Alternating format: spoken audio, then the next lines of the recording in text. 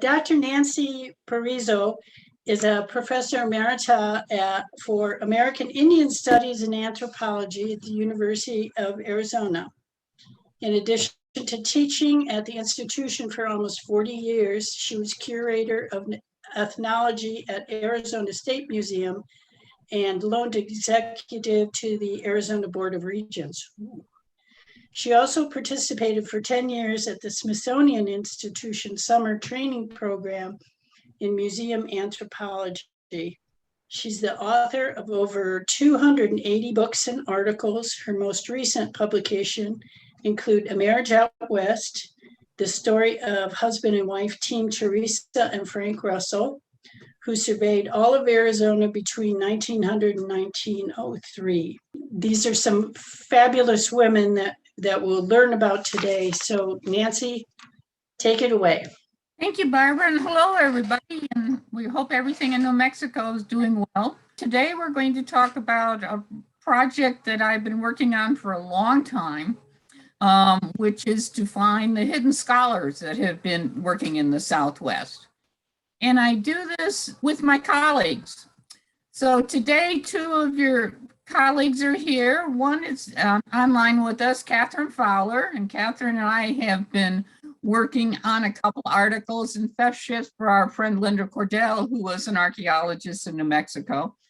And the other friend that's here with me is Don D. Fowler. And you can tell Don's written about work as an archaeologist.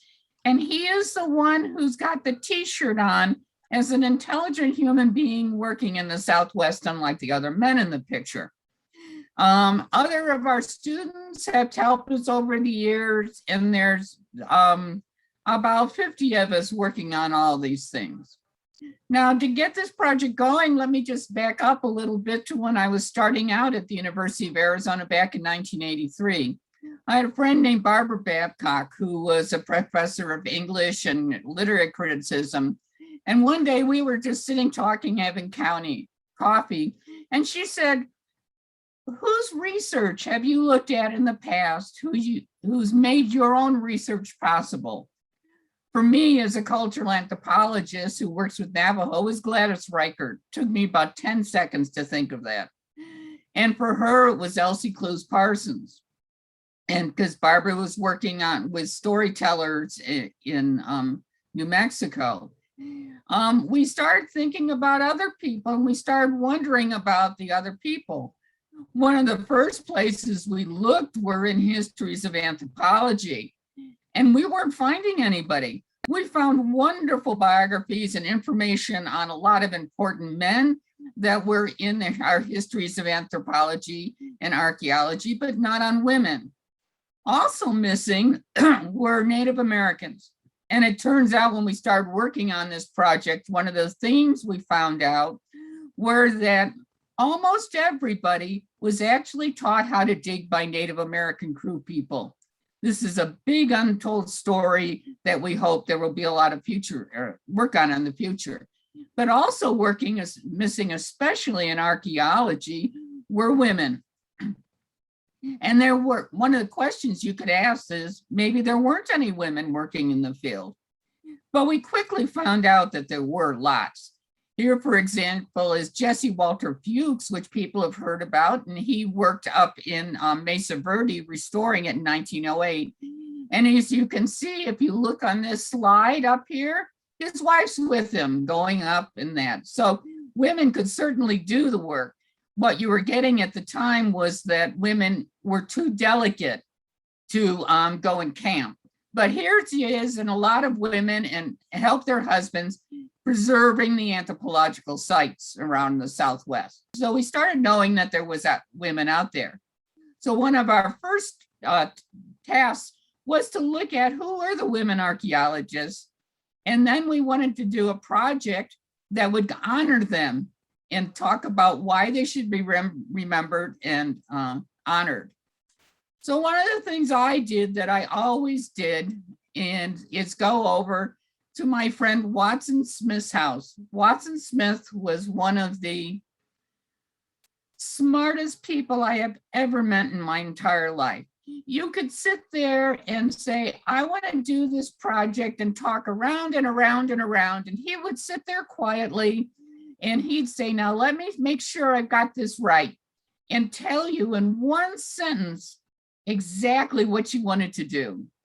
And so we wanted to know who were the memorable female anthropologists in the Southwest. Well, Watson, being Watson and having the most phenomenal memory, gave me a 20-page single-spaced list of women who worked in the Southwest and should be in our book. Here's some of the list of the archaeologists he gave us. Isabel Kelly, Helen Cosgrove, and as you can see, Bertha Dutton, and a lot of them that we're going to talk about today. He also talked about why they were important. Mary Russell Colden, for example, was inspired and practical. She was also a famous artist and is going to help found the museum in northern Arizona.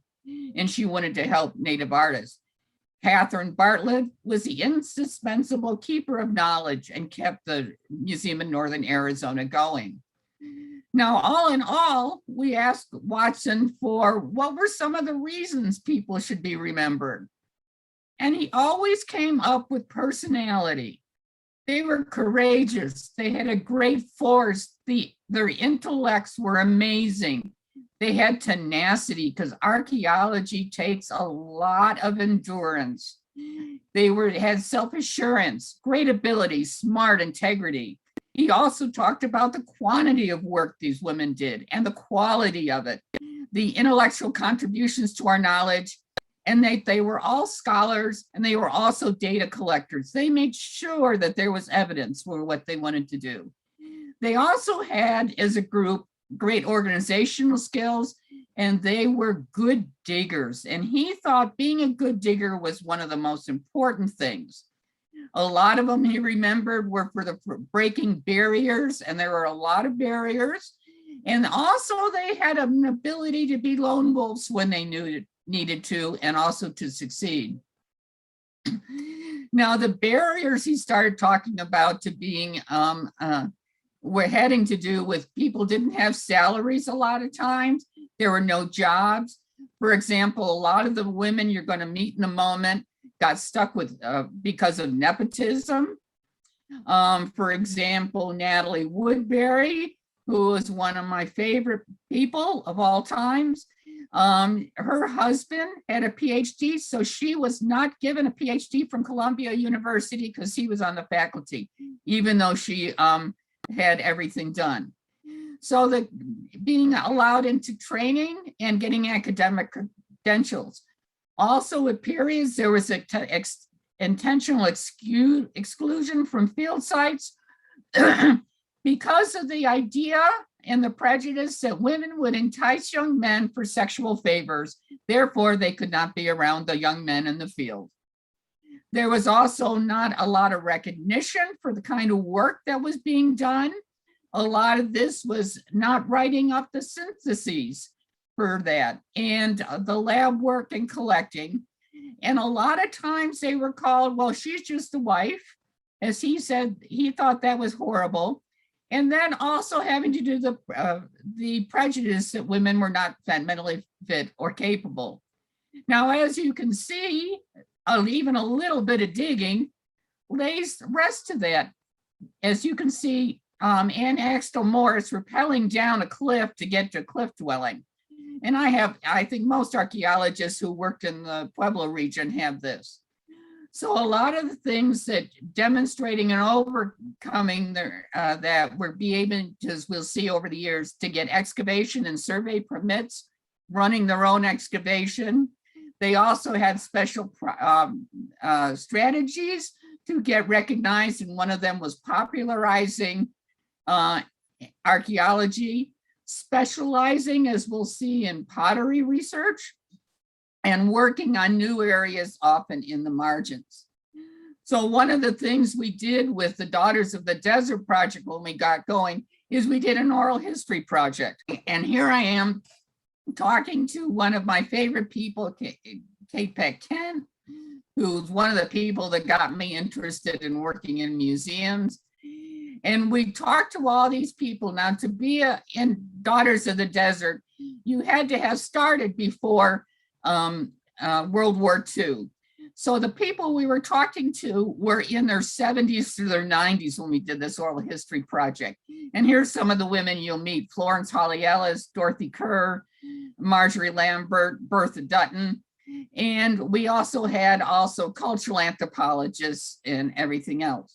We did an exhibit for this and published a book called Daughters of the Desert.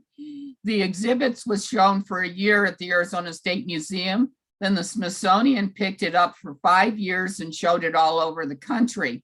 And it was shown to show young women in college that you could do anything you want with tenacity if you put your mind to it.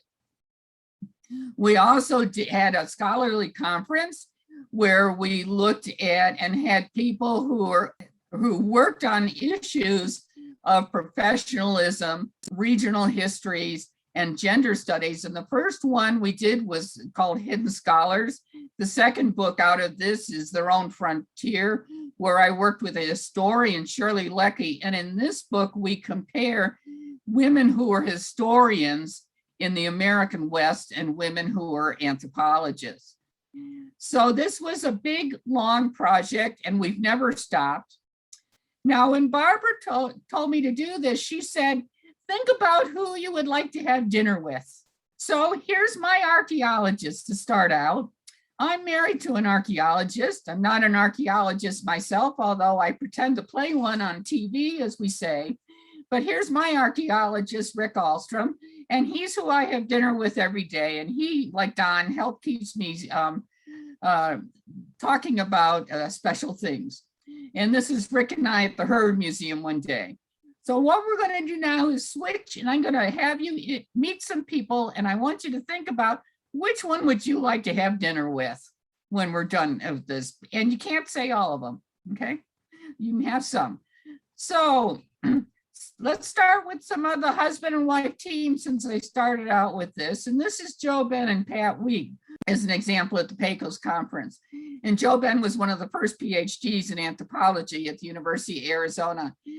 And Joe Ben and Pat worked up in Southern Colorado and a lot of other places. And this is to show you that there's a lot of husband and wife teams in this. Now this is one of the earliest patterns. And women started helping their scientists who were explorers in the 19th century. And one of the first ones was, and what they would do, a couple of them would come, and they come as wives on the directors of the exhibits or the senior men. What they would do in these early government expeditions and was take care of the camp sometime. They also started a theme that we'll see goes through all of it. They worked on the natural history, botany, ornithology, and the zoology, so that people would understand the land. They would collect specimens and show the environment.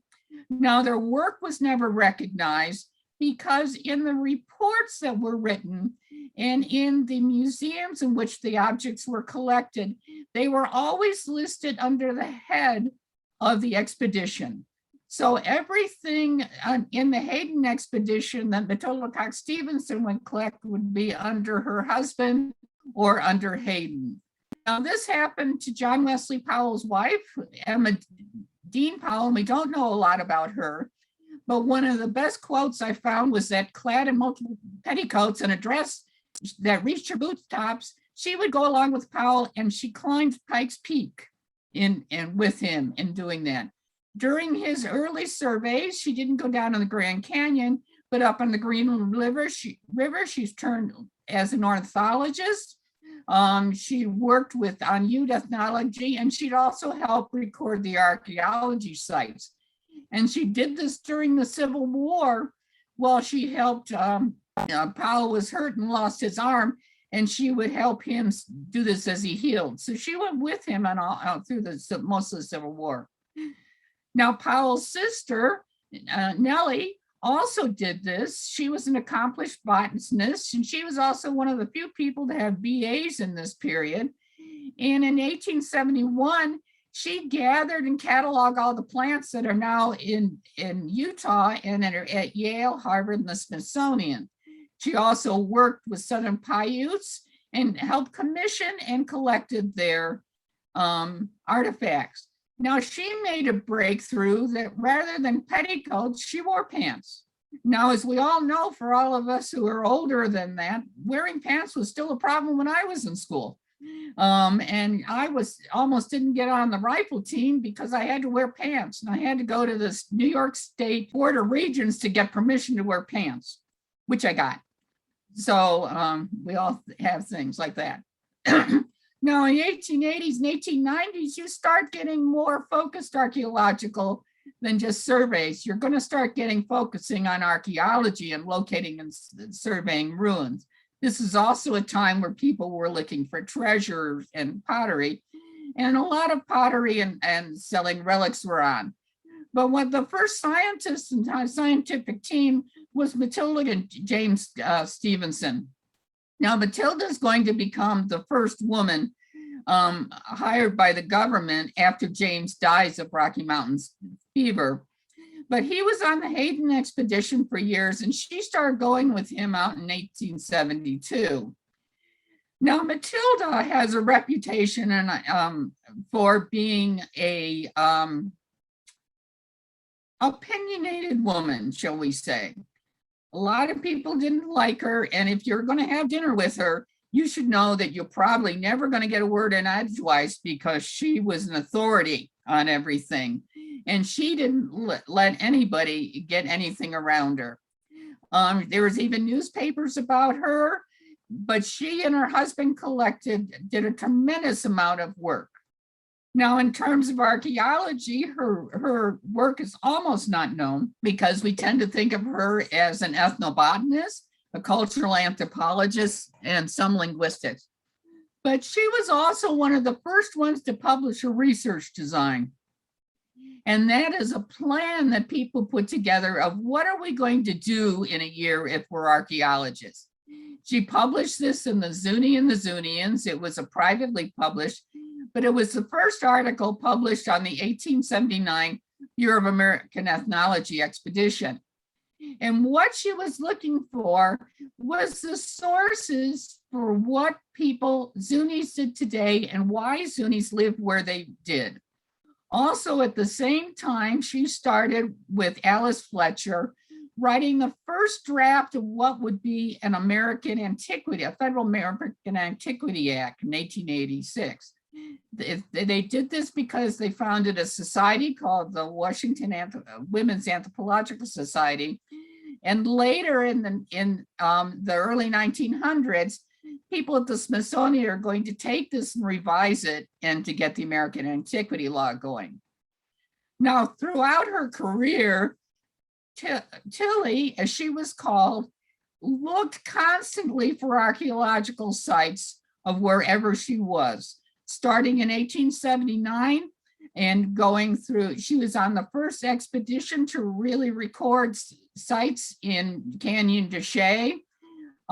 She looked near Taos, all the pueblos she went to. Her data is not well known because what she would do is send all this data back to the Smithsonian, and whoever was in charge of the Smithsonian would take it and give to other scholars, and they would put it in theirs, but without her name on it. So her name gets disassociated from everything she did. Now, one of the other things she did was and people don't know about, is she would do watercolors and illustrations. This is a theme that women archaeologists are going to keep going throughout the years. Lots of beautiful artwork was done in the time when they weren't having a lot of cameras around. Now, Matilda is one of the first people to get recognized. One of the things that happened out of the Daughters of the Desert project was that the New Mexico governor made all the women in the exhibit special daughters for the state of New Mexico. And they are all to have markers roadside markers put up on them. The first one is Matilda Cox Stevenson, and this is on the road between Rama and New Mexico. And I don't think the other ones are up yet. Things have gotten in the way.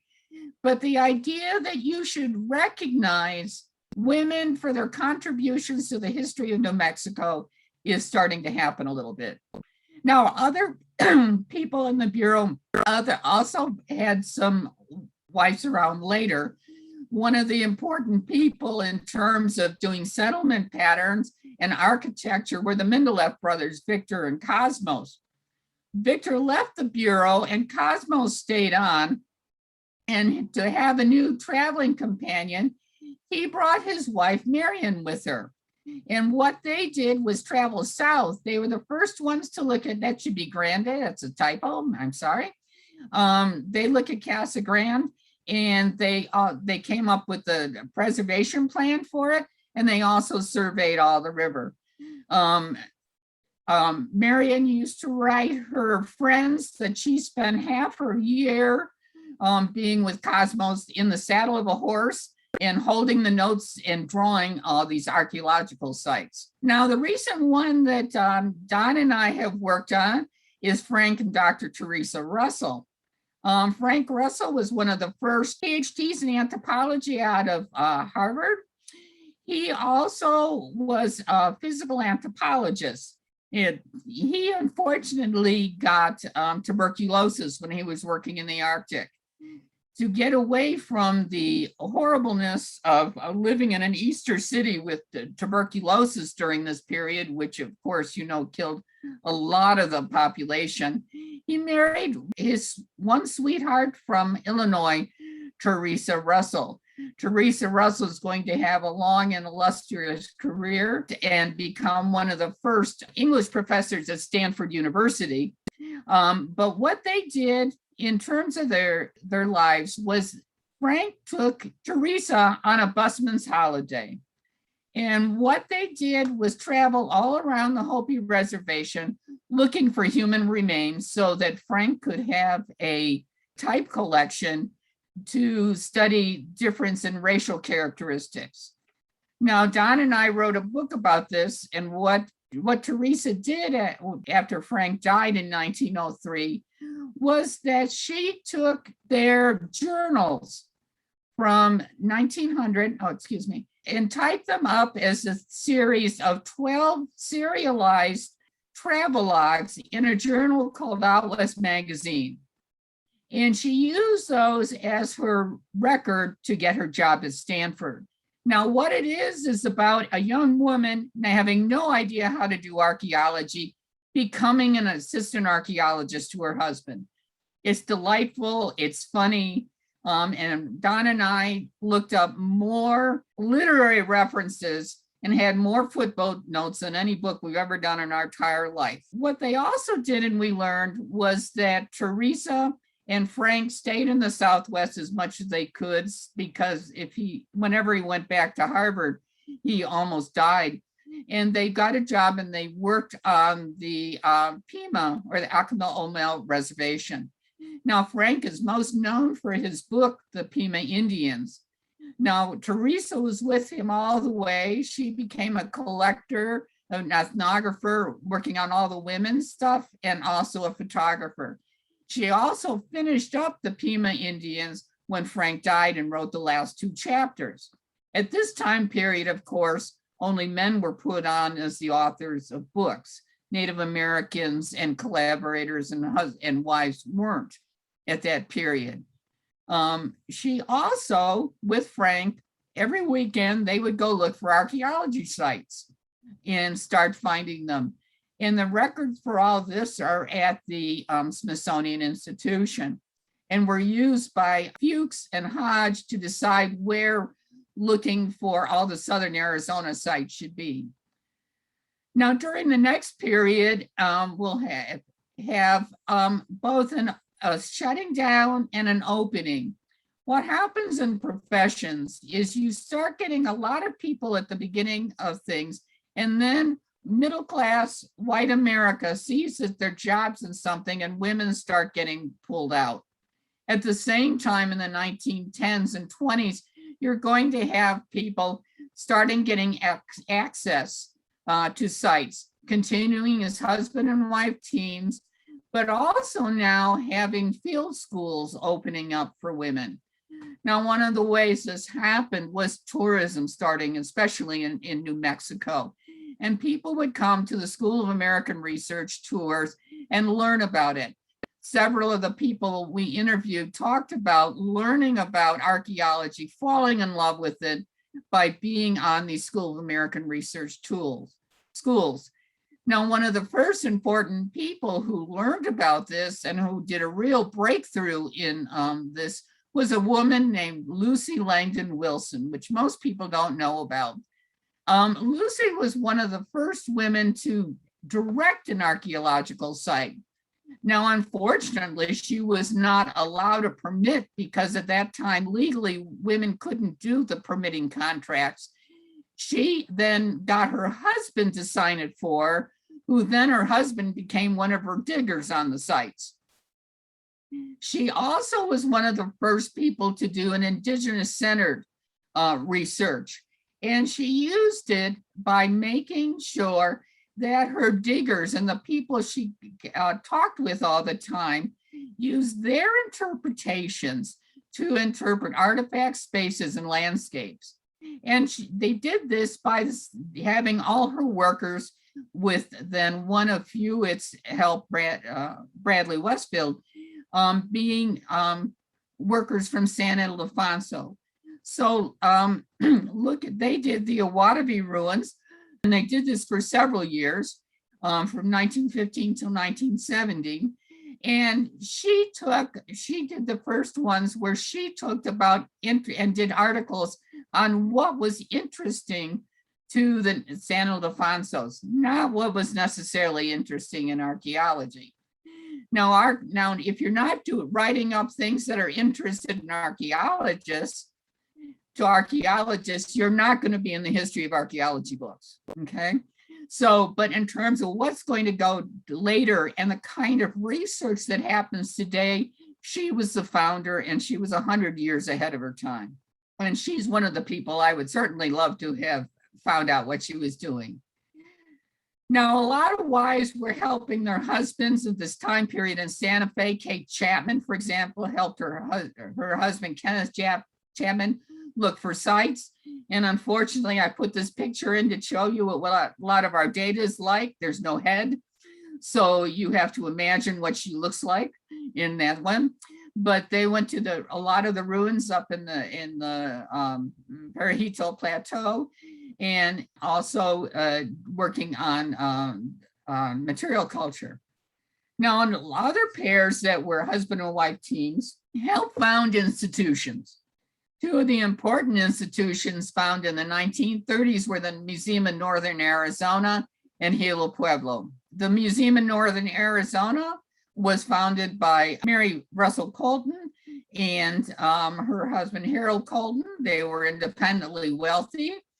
And they also hired one of my absolutely all-time favorite people, Catherine Bartlett, who basically was the first physical anthropologist to work in the Southwest, who had a degree in physical anthropology from the University of Denver, and basically she did everything at the museum with them.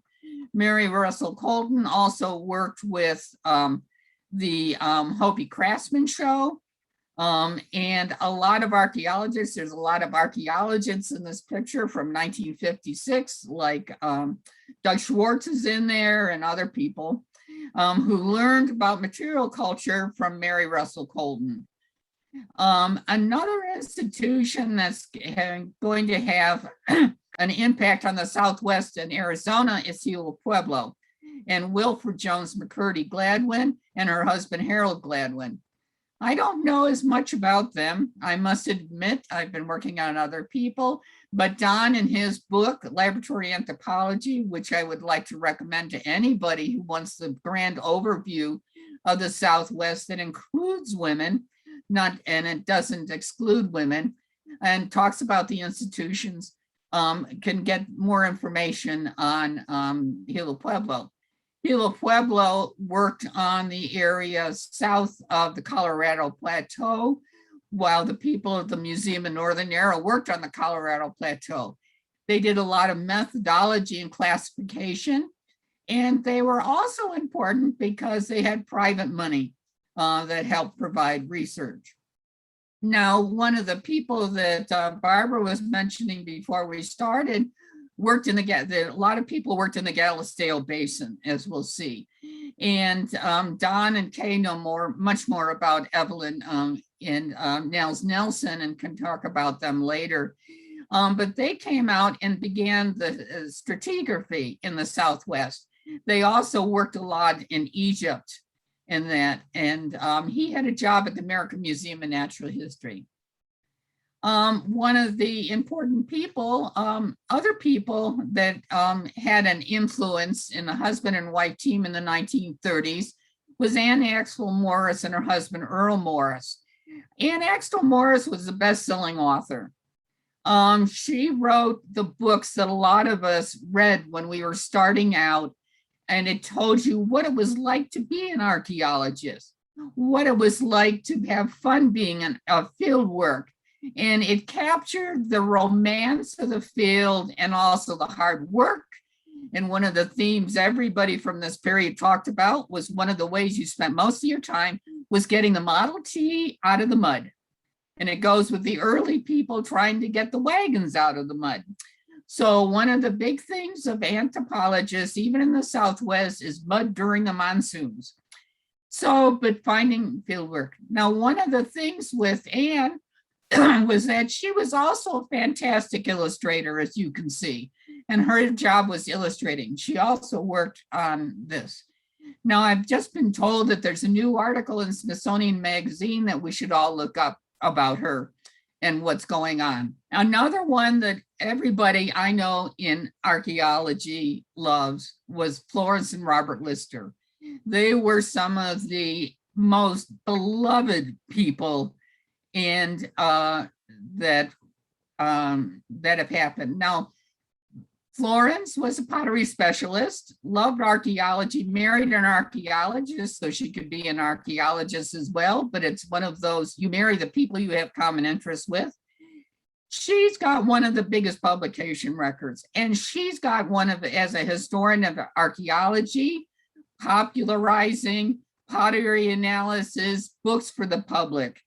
And reading any of her books is like going out to dinner with her. Another one who also did this and was probably one of Watson Smith's absolutely all-time favorite people was Harriet Cosgrove. Watson said that Harriet was the world's leading membrace experts along with her husband. They were avocational and they came from Silver City.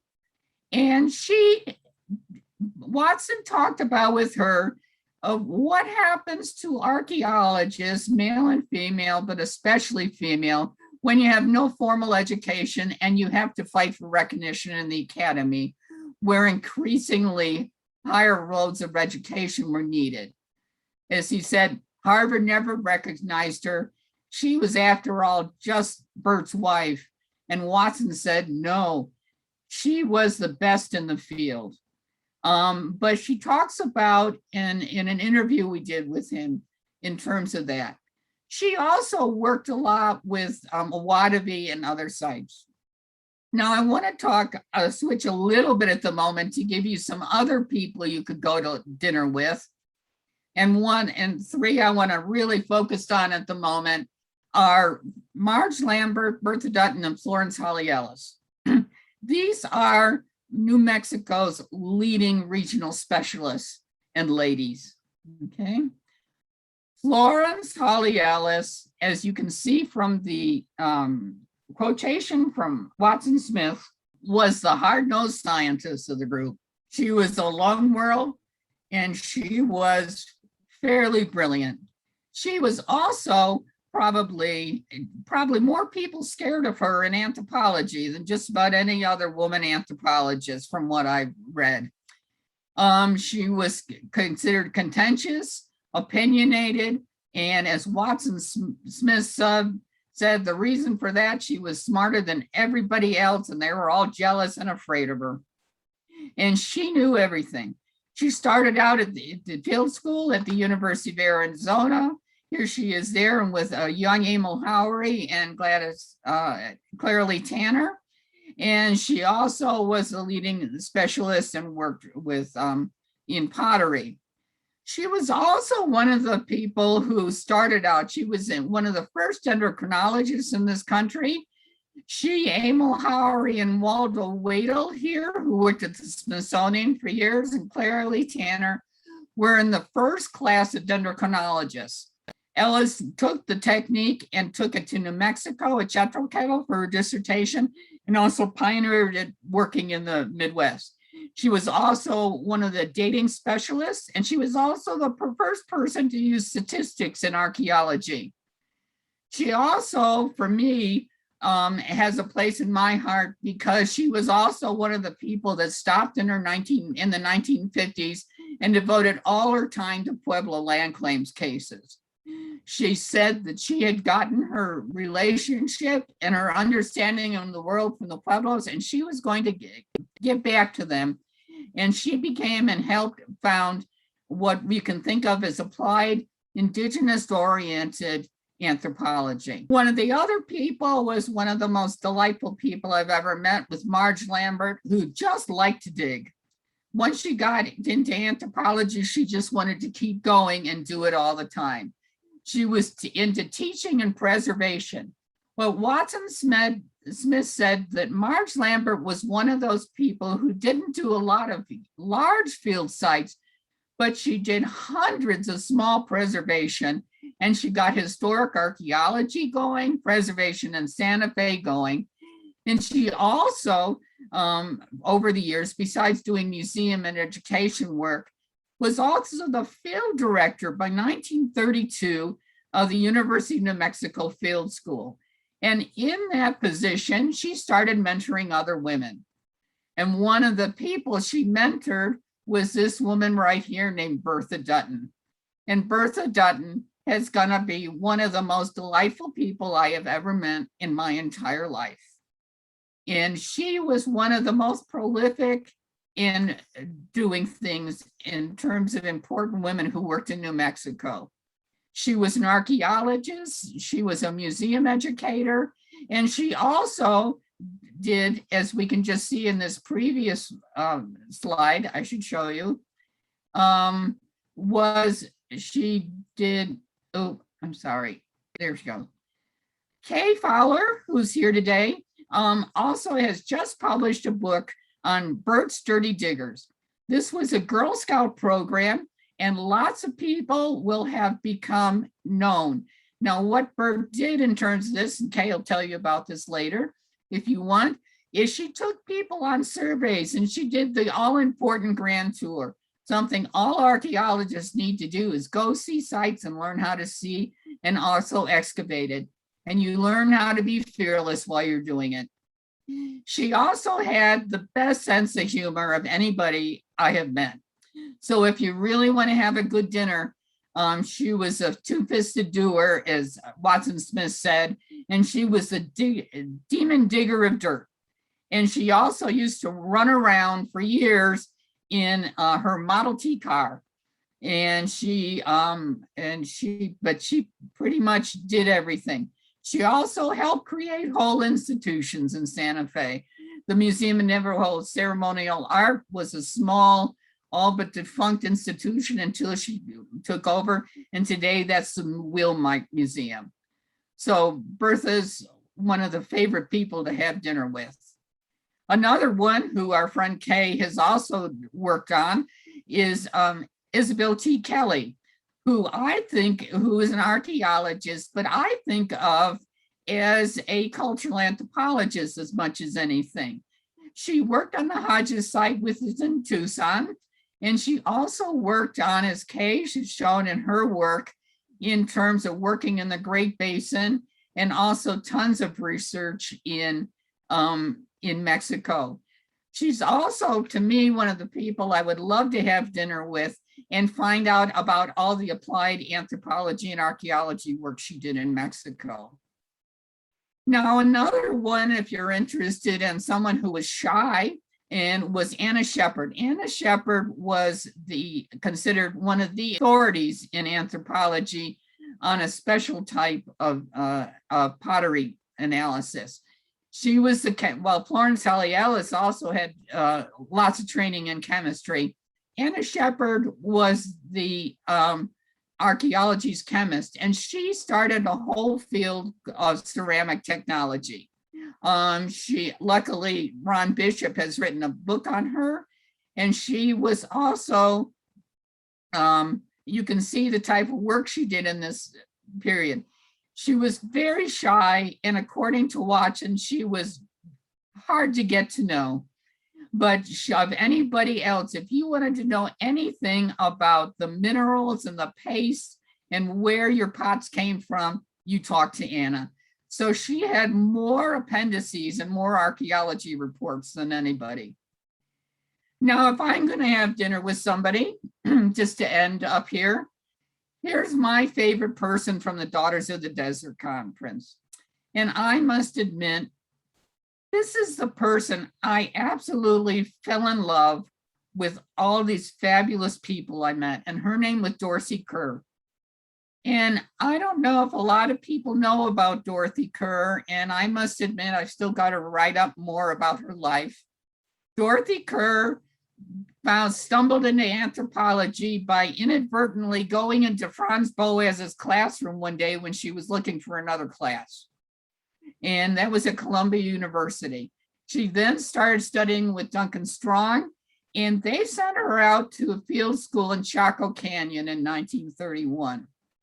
Dorothy then comes around and does some work and gets her degree in archaeology. And what she did was then her field work was, rather than work with Pueblos, she started looking for the origins of Navajo culture during the time period when they're living in the Northwest. Now, for her, having colleagues working with Navajos, and almost her whole crew was Navajo, along with her husband, who in this sense, again, the husband's going to be the helper. And she worked and she produced as her dissertation, Big Bead Mesa, an archaeological study of Navajo acculturation. Now, what's important about this is showing recognition. The Society for American Archaeology started a monograph series, and Dorothy's book was the first one ever published by the Society for American Archaeology. To Dorothy, nothing was better than being with the Navajos, finding out about them, and in combining Navajo perspectives with archaeology perspective, and also with geography perspective. Dorothy's going to go back and teach at Hunter College for 40 years. And she decided specifically to become a person who would teach students, and rather than and also then started combining them on the environment. One of the themes we find out from this and who you chose to have dinner with is going to be that everybody had one of the reasons for being a Southwestern archaeologist is the place. People love the place, the Southwest, the peoples, and that the Southwest gave them opportunities that being an archaeologist nowhere else in the country does. It really was an laboratory. Now for me, just to end, who do I really have dinner with? My friend Don and Kay Fowler. And here they are, and just to make them embarrassed, Kay does the epitome of what, and Don too, of what I think successful husband and wife and successful anthropologists, whether they aren't husband and wife, is. And to me, Kay has received, and they both received the honors that they should for all their hard work, which keeps continuing. Kay is and makes it really fun to have dinner. So if you decide to have dinner with Kay, you can ask her about becoming a fellow of the National Academy of Sciences. You can talk to Don about being a president of the SAA and getting the antiquities law passed. Or you can go with us and looking at flowers all the time, which is what we do every spring if we possibly can get together. So I want to thank you. And the other thing that you will find out if you have dinner with anybody else is, as Marge Lambert shows, and I couldn't resist giving you this picture at the end. Women archaeologists just like to dig and get their hands dirty and to get into those sites. So thank you very much.